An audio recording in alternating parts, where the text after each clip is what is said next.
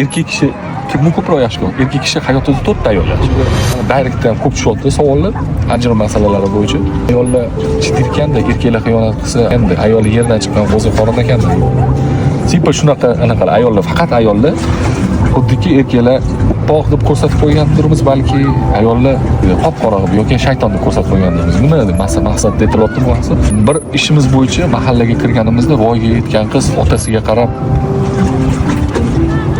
onam xiyonat qilgan bo'lsa, siz ham xiyonat qildingiz degan gapini eshitib, prosta hayron qoldi. Yo'q o'shalik nimaga?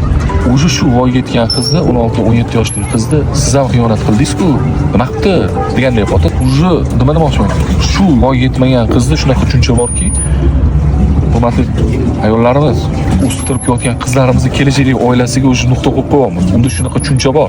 O'sha xiyonat qilsa bo'larkan degan tushuncha bor.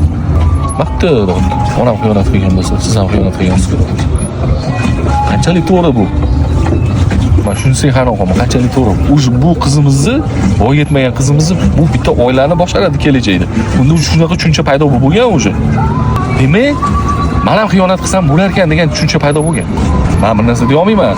Hurmatli qizlarimiz, ayollarimiz, erkaklar xiyonat qilsa bo'larkanda, ayollar xiyonat qilib bo'lmaydi degan tushunchadan yiroq yuringlar. Meha bermadi. O'sha maqsadda men yurib ketdim. Yoki bo'lmasa boshqa erkak bilan munosabat bo'ldim degan narsa bu meni fikrim. Oqlov emasdi ayol kelishishi uchun.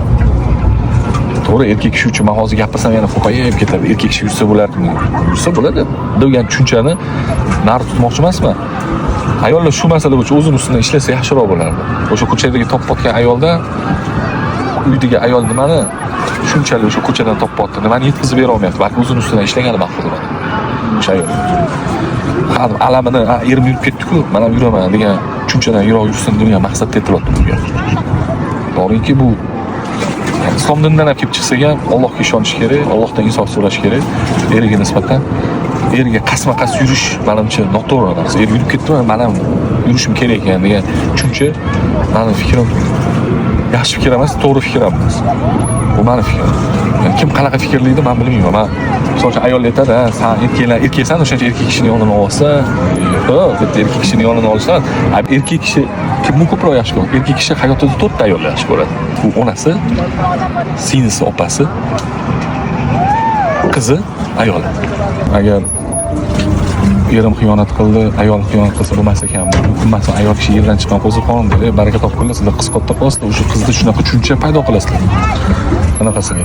O'stirib yotgan qizingizda shunaqa tushuncha paydo qilasizlar. Onam erkak bilan yuribdi, aysh ishrat qilib, yoki bo'lmasa boshqa erkak kelib ketyapti yoniga, boshqa erkak bilan munosabatda bo'lyapti degan fikrni berishini o'zi unda shunaqa fikr rivojlanishi, u kelajakda yana bitta oilani barbod bo'lishiga sabab bo'ladi. Zuru ayollarimiz, qizlarimiz, men bitta bir notatsiya o'qimoqchi emasman.